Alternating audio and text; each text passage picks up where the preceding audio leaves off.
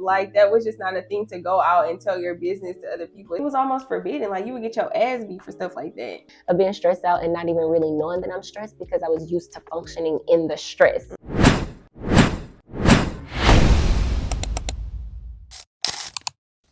Hey friends, and welcome back to Her Intentionally. This is the podcast about choosing to be intentional because thriving doesn't happen by accident. I'm your host, Keisha. And I'm Jasmine. And today we have a good combo lined up for y'all. But before we do that, we are going to jump into the journal prompt from last week. We just want to recap a bit. So that journal prompt was, where am I overfunctioning out of habit? And where could I soften just a little bit? What came up for you, Jazz? So I always, when someone's like offering me help, or if they see that I'm a bit like overwhelmed or maybe like stressed about something and they offer a helping hand, I'm always like, no, I got it. Like that's my initial response. And so I am just learning to accept help when it's offered, and not go out and get help, per se. I'm not there yet, but if someone is offering help, then I'm more inclined to accept it. Yeah. I like that. I'm glad that came up for you. I feel like actually maybe that's something that I need to sit with a little bit as well, as learning to accept help. Some like small things, like sometimes people are like, you want me to get that basket for you? You want me to help you carry the groceries to your car? It's like, no, I got it. Yeah, I put 5 grocery bags of this arm and 5 of that arm and carry them all. And you're huffing and puffing and everything the whole time. You're like, I got it. Yeah. Or like when I'm picking up my makeup kit, which is heavy AF, and I'm like, no, I got it, Accept the help. Accept the help, especially if they offer. You're right. Okay, so what came up for me is I am still overfunctioning a little bit in my career, and I think it's still around feeling the need to say yes to things that are coming in versus being okay with saying, it came in, but no, I'm okay with not doing that opportunity. So I think that's was still showing up for me. And I think there was a little bit of fear around it, like, well, what if the opportunity doesn't come again? Right. And so I think so that's really what came up for me. But have you tested it out yet? I've been testing it out, but when I test it out, I noticed that even when I say like, no, I'm okay, I don't want to do the thing, then I like start second guessing. Actually, something just happened where I got asked to do a big opportunity, but it was for Christmas, and I was like, no, because I don't want to work on Christmas. I want it to be home. And then I thought about it for a little bit. Then I went back and I was like, okay, I'll do it. So yeah, I'm still over functioning out of habit there, because then I started thinking about like, well, it's a good opportunity. Maybe it can be one of those moments that is like changing for my career, so those are ways that I can soften. Is to like just trust my intuition a little bit more and go with whatever my first mind is telling me. You in that plant, girl. Beating that plant down. No, and then, well, a little side note before we move on, like, I used to always second guess myself too, and my grandmother would always say, like, whatever comes up first, your first answer is always your intuition. Like, it's always the best. Like, go with that one. But it is hard. Oh, Granny got good advice. Yeah, Granny had a little word or two in her, didn't she? Yes. So now that we've elaborated on our journal prompt, we're going to move on. And our last episode was about the soft life and how it appears in culture, in our everyday lives, and everyday conversation. So now we're going to move on to the emotional experience of having it all together. So I feel like having it all together kind of goes hand in hand with like constantly having to feel like you have to perform, whether that's like at home, career-wise, like out in the world, and I feel like it weighs a lot internally. So what do you feel like happens when you feel like you have to have it all together all the time?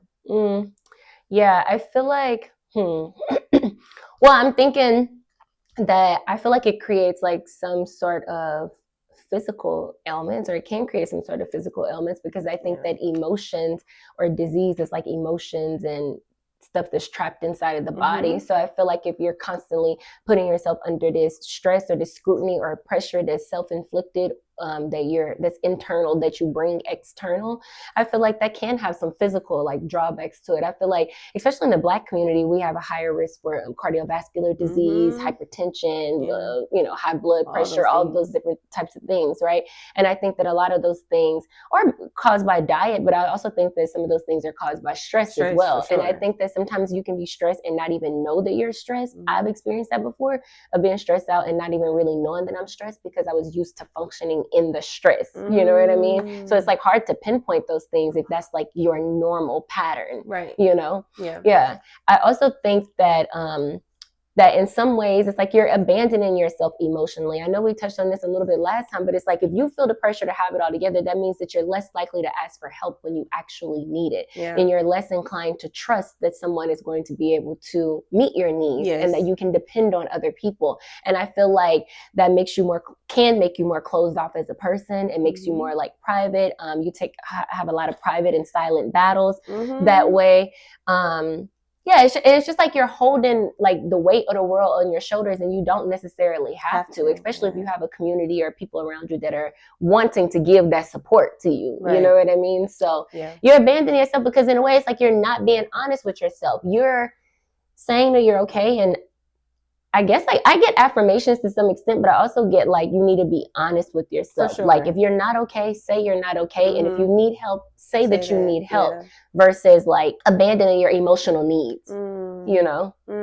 Yeah. And I feel like it's just, from experience, like it's really hard. It's especially when you're used to being like the person and everybody views you as like, oh, she looks like she's always got her shit together. That's and it's right. like, girl, my life is falling apart. Like, but because like you just wear that mask, it's kind of hard to take it off. Like, it's kind of hard to show people, the more vulnerable side of yourself. And like the truth of things, I feel like before I got pregnant, I was just so used to like oversharing, but in a way to where it still looked like I had it all together. Like even in oversharing, people were like, "What?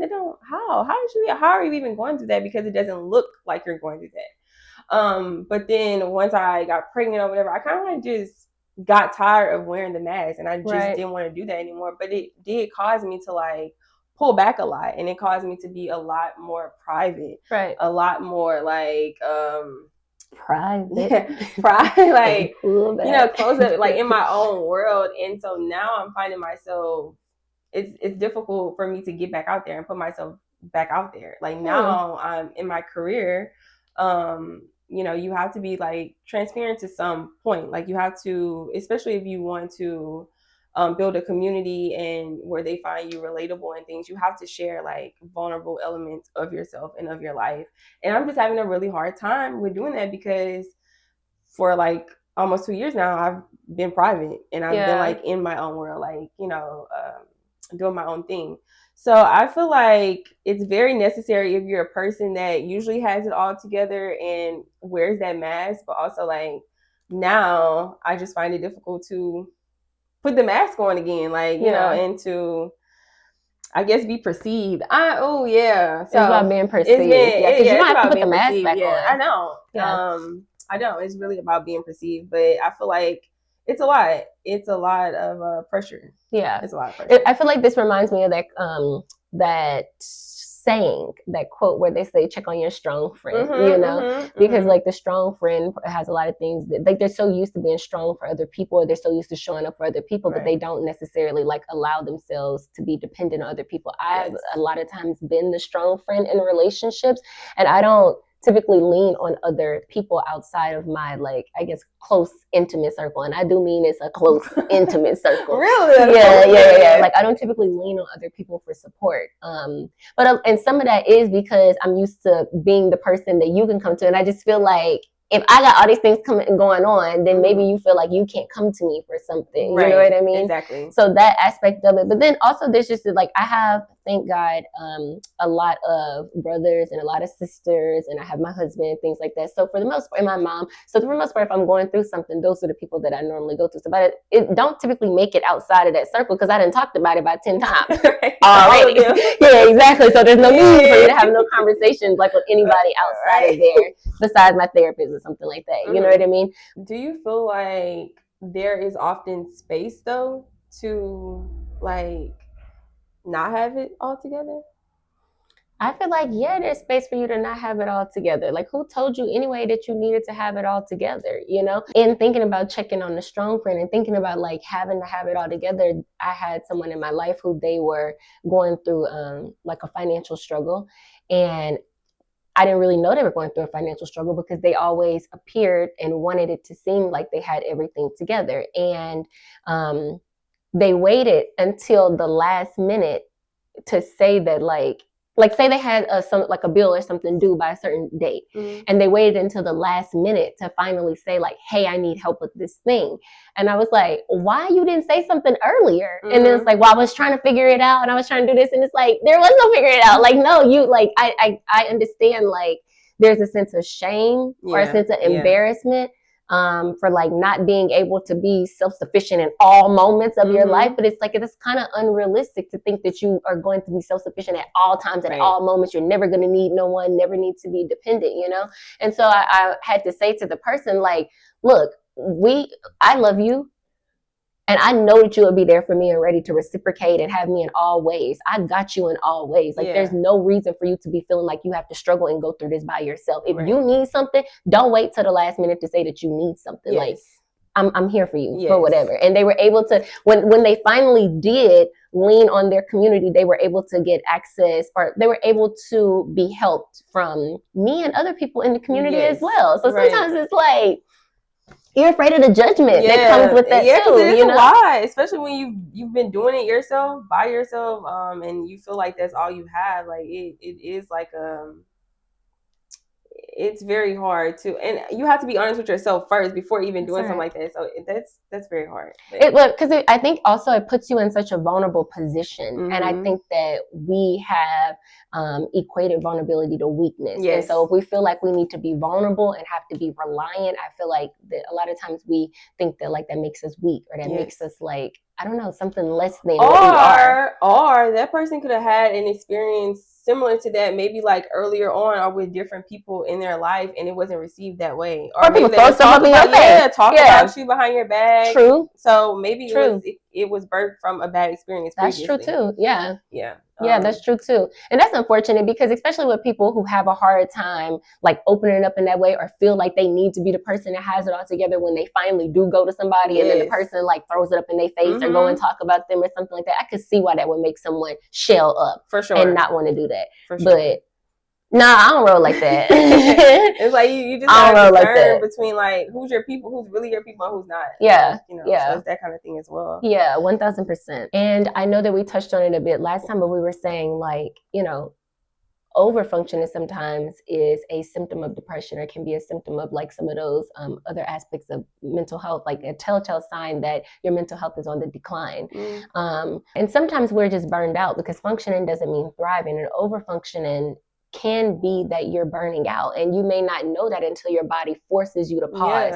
Or shuts down on you. Or shuts down on you. Yeah. Which is sad because and I feel like in those situations, like you really can see like how not in tune you are with yourself. That's right. Because it's like you'll get signs and it'll be things, but it's like you don't pay attention until you fully are just like out of your body and cannot function at all. Right. Which I think is the sad thing. And I feel like that's why we should be more conscious of ourselves. And I guess like just love ourselves more, like in that aspect when it comes to things like that. 1000%. And I think too, like especially in this industry, like the entertainment industry, like as a makeup artist, as a model, as an actor, but even like in your regular job, like you have so many things going on that I feel like a lot of times we're putting our health and we're putting ourselves on the back burner, right? And it's like for me specifically, it's like we put all of our appointments off to the side because the way that we get jobs is like so sporadic. Like you could have a date, an appointment lined up with your dentist, but now you got a job code. It's like, oh, I gotta move to the dentist now, you know, or an appointment to go to the chiropractor. It's like, oh, I gotta move to the chiropractor, but your back's gonna fall to the floor. You know what I mean? It's like, yeah, girl, you can't take the appointment. Like you need to go check on the back at this point, you know. But I think that that's something that's important as well, is prioritizing yourself, prioritizing your self-care and whatever that looks like for you, checking on your body, because I think that quality of life is important. And I think that the only way you have quality of life is if you are paying attention to those things, and if you're giving yourself permission to slow down, be at rest, not feel like you need to have it all together. It's human for you to not have it all together. Like, it's robotic for you to have it all together. Like, where does that come from? Like, I don't know. I can't even think back on where I learned that I had to have it all together. Like, but maybe also when I was like earlier on, like, I was like a people pleaser and like always like, performing to be perceived by people, and then it made me feel like I just had to keep that up. Yeah, like it made me feel like I could not drop the ball. When I dropped that ball, like in that aspect, but that's very unrealistic. It's so unrealistic. I think I know where mine came from. One, I think because I'm birthed in American culture. And I think that's a popular thing in American culture. And I feel like we're all, like, I'm always talking about that. But I think those things matter because I think where you live in the world gives you information about how you live your life. Yes. The other thing is, I think that, like, in my house, and in a lot of Black people houses, my grandmother and my mama used to say, like, what happened in this house, stay in this house. You don't tell nobody what's going on outside of there. So it could be chaotic or a fool inside of the house. Not that it ever was, like, that foolish, but it could have been. And you were to go outside and you were to look pristine and clean with your head high, your clothes clean, and your face cleaned up. You know what I mean? Like you were to go outside as if absolutely nothing was wrong. Right. But it kind of like sets us up for failure in that way, especially 1000%. When we talk about like burnout culture and just like overextending ourselves and just like over functioning, right? Yeah, 1000%. I think, like, I don't know. I do think that that's something that a lot of Black people have heard growing up. Yes. Like you keep your business inside of your house. And also I feel like that's a generational thing because back then that was not a thing. And for many reasons, like, well, my grandparents were way older, so they were old enough to, like, they were picking cotton. Like, they were old enough to... Your grandparents? This is taking me down. Because your granddaddy built the house with his bare hands. And he was picking cotton. Like, my grandmother would tell my mom stories of, like, when they was little and, like, they would have to pick cotton or whatever. And your grandparents? My grandparents. Your great-grandparents? No, my grandparents. How old were your grandparents? Well, they're, like, dead now. No, but I mean, but how, like in their 90s. But my grandmother is like 94, and she didn't pick no cotton. Not 94. No, she did live through. My grandma was born in like 1929, 30 or something like that. No, girl, slavery was over. Was it? Yeah. Oh, okay. So maybe, I don't know if she was picking cotton, but maybe her parents were picking cotton. Yes. Okay, so perhaps. So my great-grandparents were picking cotton. But my grandmother... But when she was born, when her parents was picking cotton. Okay. So maybe in her childhood, her young years? Yes. We have to do some backstory on it. Okay, yeah, you because I think slavery was abolished in like 1865. But I do know that they were still doing slave labor even after then. Like, and also they're from the deep South. Deep South, yes. Yeah, they're from the deep South. Were they sharecroppers? Yeah, they did their own, like, they did all the crops, they did all, like, the killing the animals, like, everything they did by themselves. Okay. Like, for their family. Okay. This is the part where the screen goes to, like, that, because we'll have to come back on some dates. To be continued on that. But generational modeling, though. Yeah, generational modeling, like, that was just not a thing to go out and tell your business to other people, especially, like, in times of, like, you know, racial disruption and all those things. Like, and also, like, it was almost forbidden. Like, you would get your ass beat for stuff like that. Yeah. And so I think, like, you talking about, like, your parents, you said your grandparents? My grandparents and my mom was like yeah, that. and your Yeah, mom was like that. So maybe like that's why, like that's all that they knew. So you right. only teach from what you know. That's right. And so now I think it's really up to us to like break all of that and like make a new path.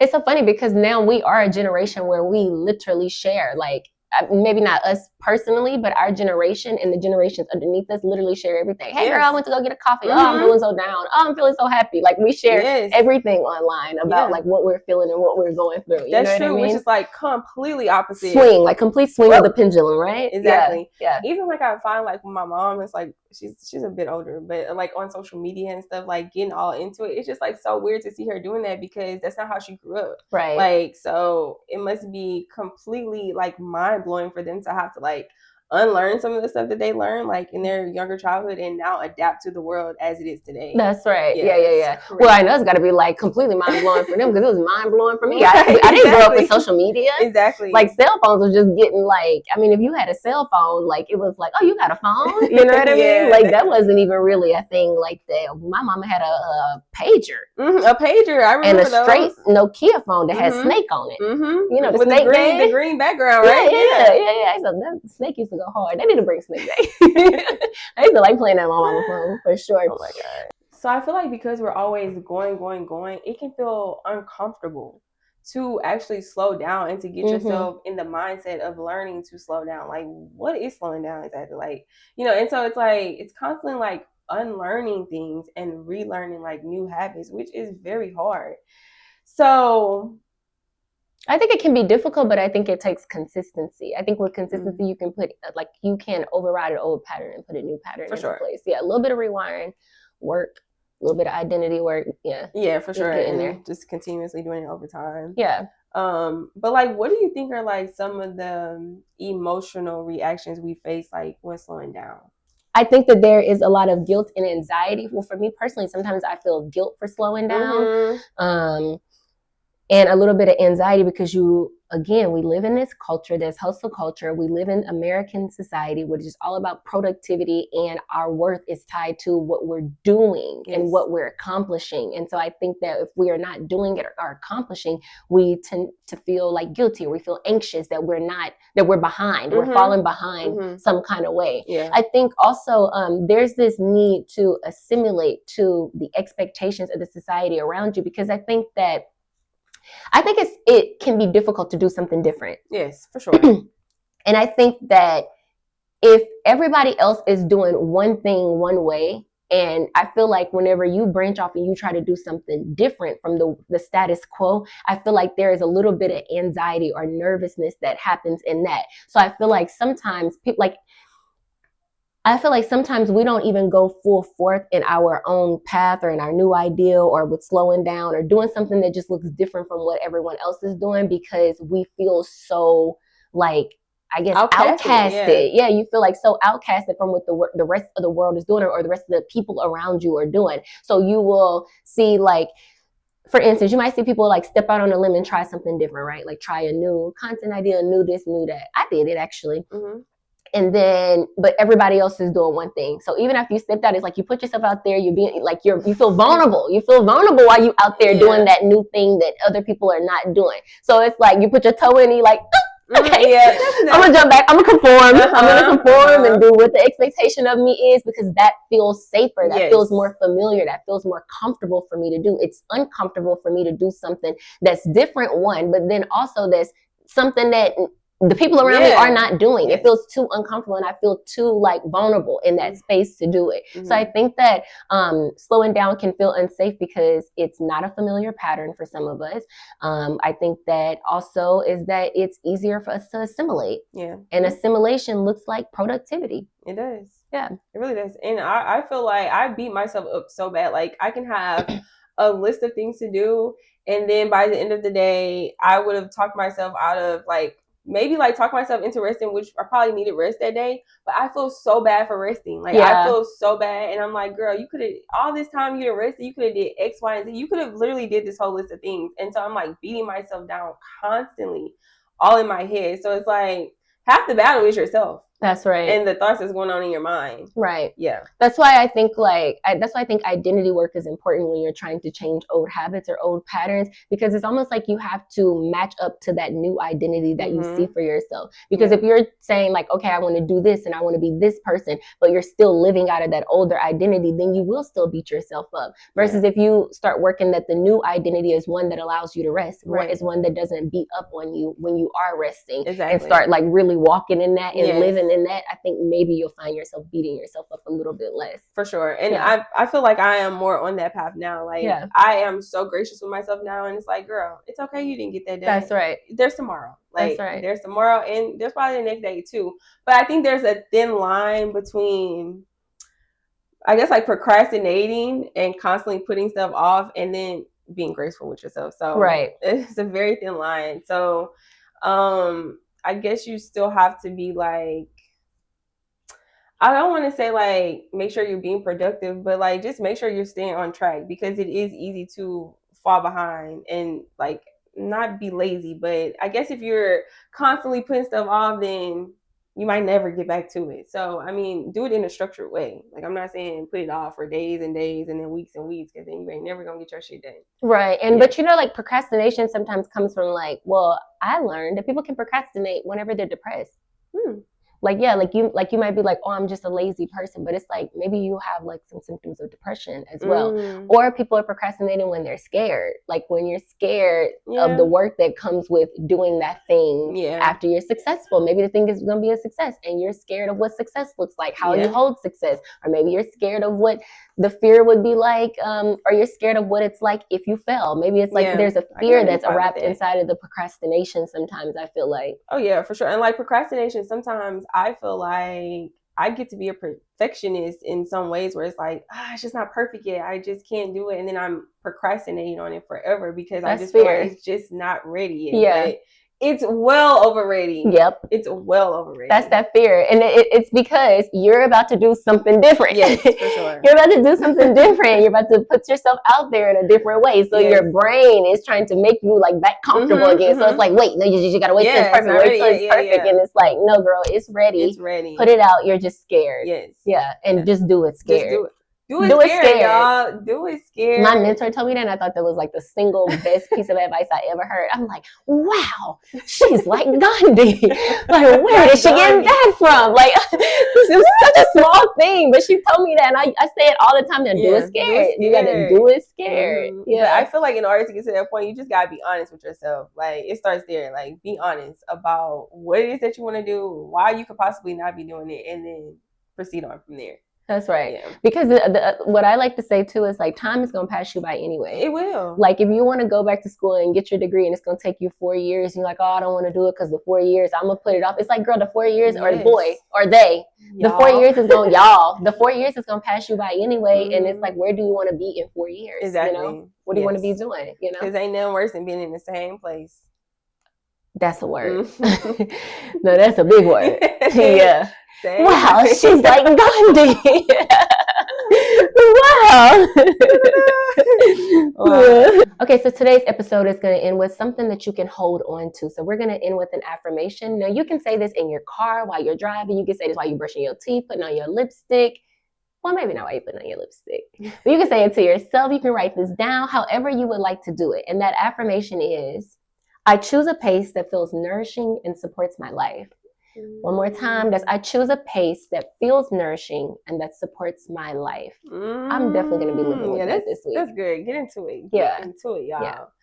So before we go, y'all already know, do not forget to like, comment, and subscribe. And hit your notification bell so y'all can be notified when we drop more episodes. And we can't wait to see y'all in the next episode. Thanks, guys. Bye-bye.